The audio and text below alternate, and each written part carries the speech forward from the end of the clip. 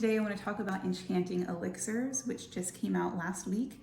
It is my fifth romance, but my first paranormal romance, which was really interesting. As an author, I'm used to writing in the world that we live in. Everything seems easy in a way because you live in that world. You understand how physics work, what different things mean. And when you're writing in a magical world, it was an interesting leap to make. There are all these things that you have to make sure make sense with each other because you're making things up.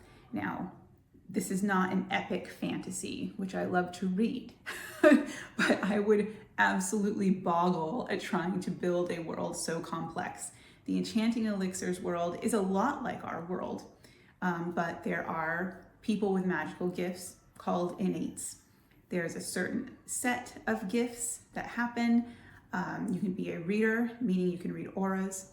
You could be a potioneer, or you could be a keeper, a green keeper or a wild keeper, meaning that you have special powers as it relates to animals or plants.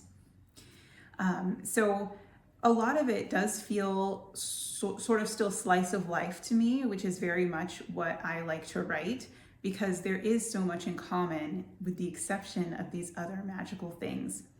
This was a lot of fun to write, and actually I am writing another in the series. This will be my first series, really. And while this one is from Cordelia Covington's point of view, she's our main female character. She runs Enchanting Elixirs. She is a potioneer. She's kind of salty. She's very set in her ways. She likes things very scheduled and controlled and quiet and planned. Oh, Cordelia. She is a love potioneer, and because of that, she's really cynical about romantic love. She doesn't really believe that exists on its own, because to her, she manufactures that. She bottles it and sells it. So she works with her niece Hestia at their shop, Enchanting Elixirs. Now, Hestia is quite different from Cordelia, and she challenges her in a way, but because she's much younger, she doesn't have a lot of ground to stand on a lot. Well, people in the town where they're at start disappearing, and it's becoming a whole thing. It's pretty concerning. Well, a detective comes by the shop, and let's just say Cordelia can't stand him, but he will not leave her alone. They end up unearthing old Covington family secrets. They get wound up in the case totally unexpectedly, and the rest you'll have to read to find out. But I will read you the blurb. Oh, but before that, the next book in series is going to be Occult Accounts, and that is going to be from Hestia's point of view. I forgot where I was going there. Anyway, I'll read you the blurb.